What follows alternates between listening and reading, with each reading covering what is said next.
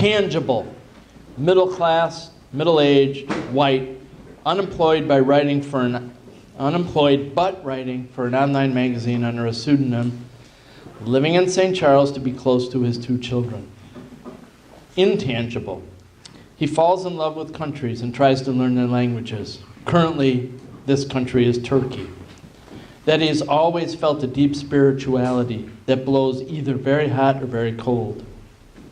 That he tells stories and anecdotes well enough that people generally think he is lying, but they want more anyway. And that he has spent whole vacations searching for the perfect margarita and only occasionally finding it. Whether you think the tangible or the intangible things tell you more about him as a person and a writer is up to you. Patrick, please come on.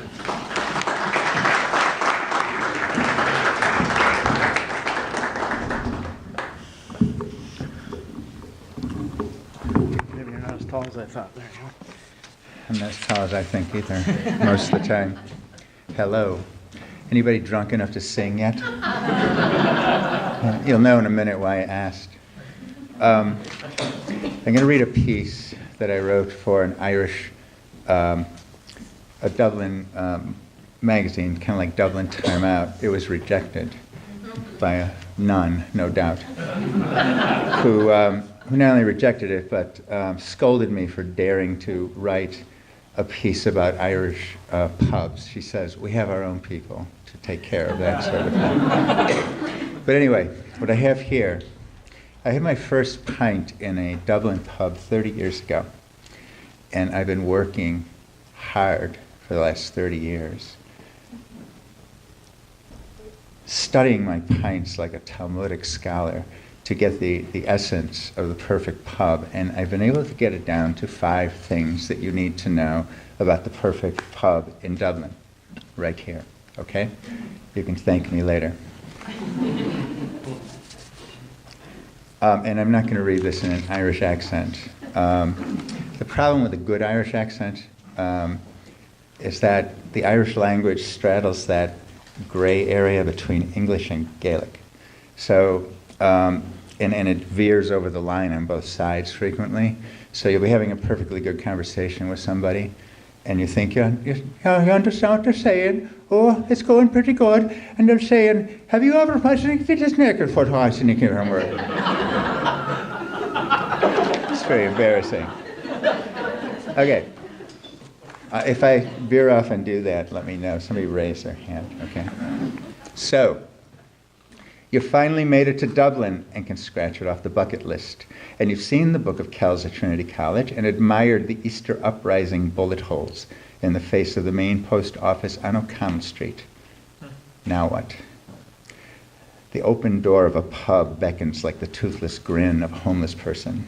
What's inside? You've heard things, good things about pubs. But is this a good pub? Is this dark open door like Plato's cave where the archetype of the perfect celestial pub is to be met? Or is it Hades? And worse, a Hades full of Americans like the kind you came to Dublin to get away from in the first place. There are 5 things that make a Dublin pub excellent aside from the taste of the pint. 5. Here they are. Be equipped. Be warned. Then hold your breath and dive.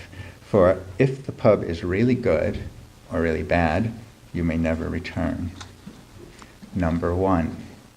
Does the cellar have a low ceiling? The Dublin brewing industry has been very successful at spreading the nonsense that when a barman pours a traditional stout or ale, he is pulling it up from a keg kept cooling in the cellar. This is supposed to account for why a professional Dublin bartender has a right arm like Arnold Schwarzenegger, and why premium stouts and ales command much higher prices. In fact, what every true Dubliner knows is that the long handles on the tap are simply connected to a bell in the cellar. When the barkeep pulls the bell, a barmaid pours your stout from a bucket down below and then makes her way up with it up some stairs.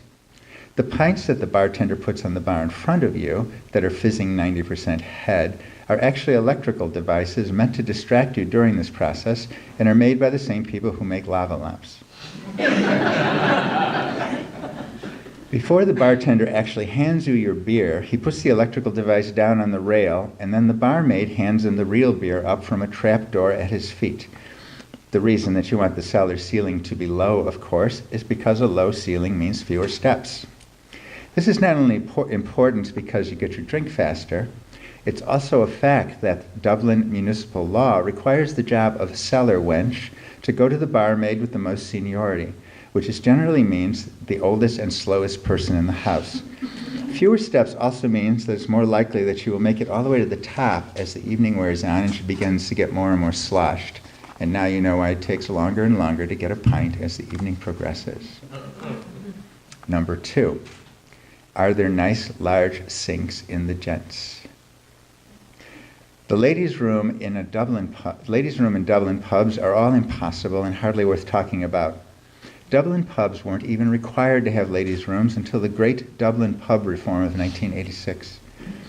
Before that time, pubs had what was called a snug, a small private enclosed drinking area next to the bar where a woman could relieve herself if necessary into an empty pint glass. Ladies' rooms were only grudgingly added thereafter, and all of them are inadequate. This is why one of the jobs of the designated driver on a Dublin woman's night out is to stand in line next to the ladies all night so that the drinking members of the party have at least a sporting chance of getting into the loo before sheer desperation makes them sneak out into the parking lot. This also explains why in Dublin so many drunken men are married to teetotaling women. The area in front of the ladies' room is a good place to meet these women, and since the men have to pass through it in order to get to the gents anyway, they can often kill 2 birds with 1 stone. Now it is the gents where one realizes that despite many decades of women's liberation in Dublin, the pub is still really a man's country. The first thing that you see in a Dublin gents is a long trough for the micturition function and a single toilet stall somewhere in the back for show. Dublin pissing trough technology, or PTT as it's called, has advanced light years since the days when flushing the trough would cause a cascade of water to pour over the tops of your shoes, which was a primitive but necessary way an effective way of rinsing them off. Not that this was necessarily a bad thing. Pissing on other people's shoes was a way people in the pub would express friendship and solidarity in those days before Dublin joined the European Union. Nowadays, no one urinates on anybody's shoes anymore, at least as a rule. In fact, if you want to experience the old-fashioned custom of having a stranger pee on your shoes, there are only 2 places in Dublin where you can go. The first is any sports bar that has televisions mounted at each end of the trough showing separate sporting events. There you'll have yourself pissed on inadvertently as the men standing next to you try to watch both televisions at the same time. The second place where you can have a truly authentic experience, as in so many other ways, is Grogan's Castle Lounge on James Street. There, people piss on whomever they want. And you have the added attraction that the person pissing on your shoes might well be an artist, poet, or famous author. But what about the sinks I mentioned? Though trough urinals are very flexible, and one built for 8 men can, in a pinch, accommodate 16, 24, or even 35 at once, their capacity is not unlimited. I can still remember the time that I went to the gents of a very busy pub in Dunleary and saw 20 men at the trough and at least 4 at each sink. So it turns out that having large enough sinks is essential for overflow purposes, especially at the last mad rush before last call when you have to dash in and go and then get back to your table in time to order the last 3 pints of the evening. By the way, I am not saying that because Dubliners piss in the sinks that you shouldn't wash your hands in the gents in a Dublin pub. I'm only saying that you shouldn't wash them in the sink. Number 3, what kinds of charitable opportunities are available? It is widely known that any money that a Dubliner doesn't spend on drink, he donates to charity. That's why there are so many Irish saints. Any pub worth its salt will have a number of collection jars behind the bar where the drinker is invited to demonstrate their spontaneous generosity. A lack of these implies a cruel and tight-fisted publican who is probably also watering the beer. My personal favorite collection container is in the shape of a lifeboat, apparently from some organization that is trying to reduce the number of drownings in Dublin by giving a rowboat to each swimmer. The intent of these collection jars is often misunderstood by the American tourist who thinks they are some kind of fancy tip jar. But when you get 5 cents back from your drink order of 8 pints, and you tell the bartender to keep the change, and he tosses it into the lifeboat, he isn't saying thanks for the tip. He's saying, bugger off. Number 4. Does James Joyce have any relationship whatsoever with the pub? Dublin sometimes seems crammed full of pubs that James Joyce drank in, walked past, or wrote about somebody walking past. A pub that has to advertise itself on the basis of someone who has not had a drink of any sort for 75 years is simply pathetic. And a real Dubliner avoids these places like the plague. Remember that James Joyce himself avoided them by emigrating. If these particular pubs were so damn great, he would have stayed in Dublin. Number 5. Is the chaos enough at closing time that I can walk off with my half-full glass? Parting is such sweet sorrow. When the publican gives you the 5 minutes to closing warning, and after you have banged down 2.5 pints in 3 minutes flat, you may find yourself inclined to take your time with the last half pint. But you may run out of time, and the barman may begin clearing the pub with whips and chairs before you are finished. In a Dublin pub, while you can leave your false teeth behind on a plate and forget to take your shoes, you are not allowed under any circumstances to leave any amount of alcoholic libation behind you in a glass.